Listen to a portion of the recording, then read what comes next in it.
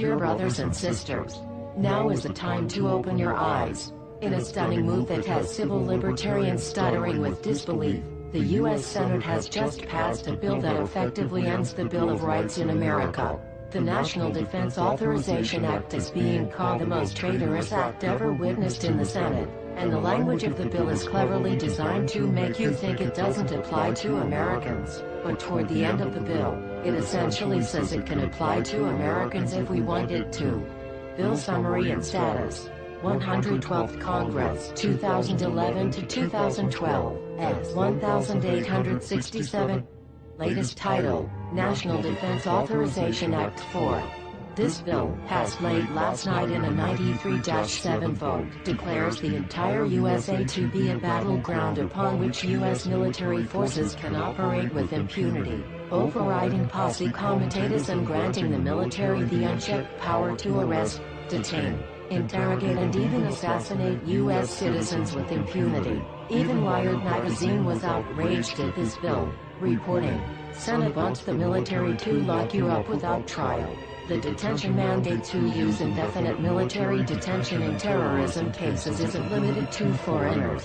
It's confusing, because two different sections of the bill seem to contradict each other. But in the judgment of the University of Texas Robert Chesney, a nonpartisan authority on military detention, U.S. citizens are included in the grant of detention authority. The passage of this law is nothing less than an outright declaration of war against the American people by the Military Connected Power League. If this is signed into law, it will shred the remaining tenets of the Bill of Rights and unleash upon America a total military dictatorship, complete with secret arrests, secret prisons, unlawful interrogations, indefinite detainment without ever being charged with a crime, the torture of Americans and even the legitimate assassination of U.S. citizens right here on American soil. If you have not yet woken up to the reality of the police state we've been warning you about, I hope you realize we are fast running out of time. Once this becomes law, you have no rights whatsoever in America, no due process, no First Amendment speech rights, no right to remain silent, nothing. The U.S. Senate does not want us to speak. I suspect even now orders are being shouted into telephones and men with guns will soon be on their way. Why? Because while the truncheon may be used in lieu of conversation, words will always retain their power. Words offer the means to meaning and for those who will listen, the enunciation of truth.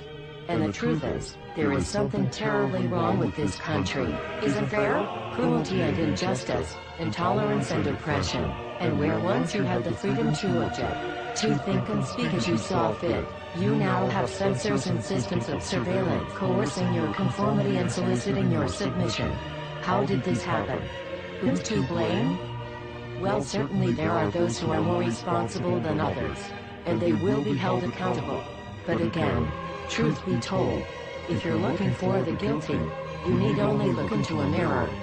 I know why you did it. I know you were afraid. Who wouldn't be? War, terror, disease. There were a myriad of problems which conspired to corrupt your reason and rob you of your common sense. Fear got the best of you, and in your panic, you turned to the now president in command, Barack Obama. He promised you order. He promised you peace. And all he demanded in return was your silent, obedient consent. More than 400 years ago, a great citizen wished to embed the 5th of November forever in our memory. His hope was to remind the world that fairness, justice, and freedom are more than words, they are perspectives.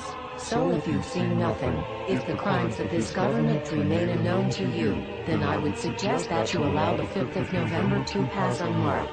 But if you see what I see, if you feel as I feel, and if you would seek as I seek, then I ask you to stand beside one another, 1 year from November 5th, 2011, outside the gates of every courthouse of every city demanding our rights.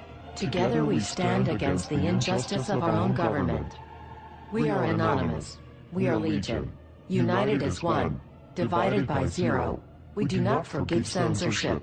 We do not forget oppression. U.S. Senate. Expect us.